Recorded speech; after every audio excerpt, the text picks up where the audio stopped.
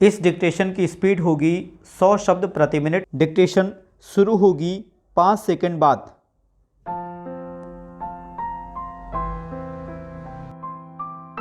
Start. महोदय, मुझे इस बात का संतोष है कि राष्ट्रपति जी ने शिक्षा के बारे में अपने भाषण में इस वर्ष विशेष रूप से ध्यान दिया है। हमको दुख के साथ यह स्वीकार करना चाहिए कि आज़ादी के बाद शिक्षा में जितना सुधार होना चाहिए था वह नहीं हो सका है। उसके कुछ भी कारण रहे हों, आर्थिक हों या दूसरे, लेकिन यह हमको मानना पड़ेगा कि शिक्षा के क्षेत्र में अभी बहुत कुछ काम करने को बाकी है। शिक्षा आयोग की रिपोर्ट में जो सिफारिशें हैं उनको तुरंत अमल में लाया जाना चाहिए था, परंतु ऐसा नहीं किया गया।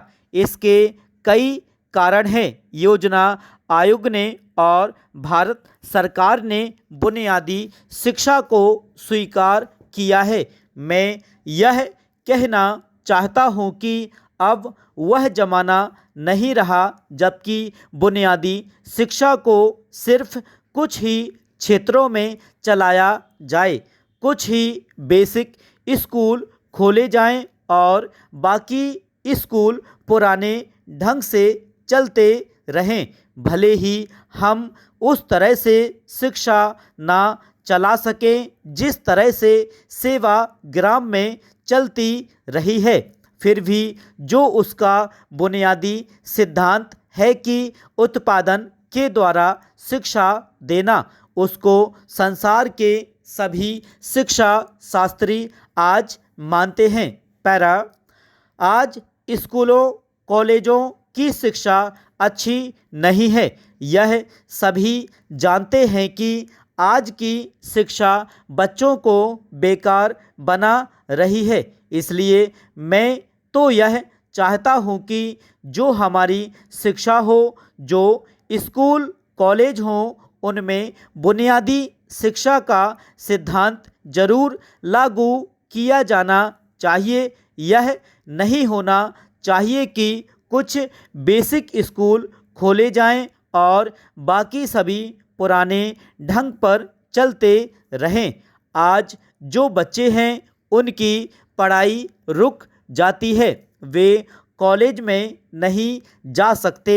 मैं समझता हूँ कि हमारा शिक्षा मंत्रालय इसकी तरफ पूरा ध्यान देगा ताकि राष्ट्रपति जी ने अपनी भाषण में जो कुछ कहा है वह पूरा हो सके और शिक्षा के क्षेत्र में परिवर्तन हो सके। पैरा।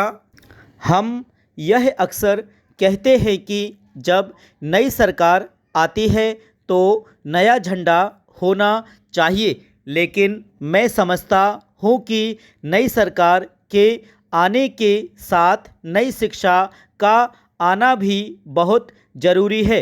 राष्ट्रपति जी के भाषण में दलित जातियों के बारे में भी जिक्र है। मैं उसको बहुत महत्वपूर्ण मानता हूँ। यद्यपि आज भारत स्वतंत्र है, लेकिन यदि हम हरिजनों की तरफ और जो आदिम जातियां हैं उनकी तरफ ध्यान नहीं देंगे तो सिर्फ सामाजिक ही नहीं, राजनीतिक उलझनों के खड़े होने का डर है। मुझे बहुत खुशी है कि गणतंत्र दिवस के अवसर पर दिल्ली में देश के कोने कोने से आदिवासी भाग ले रहे हैं। यह न केवल सांस्कृतिक दृष्टि से महत्वपूर्ण है बल्कि राजनीतिक दृष्टि से भी बहुत महत्वपूर्ण है। हमको समझना चाहिए कि जो आदिवासी लोग हैं, जो आदिवासी क्षेत्र हैं, वे भारत के अभिन्न अंग हैं।